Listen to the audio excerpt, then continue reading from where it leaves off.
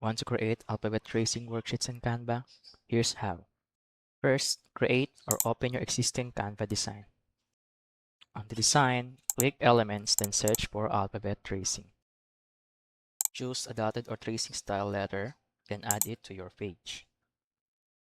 Now, position it in the top left corner and resize it to fit your worksheet.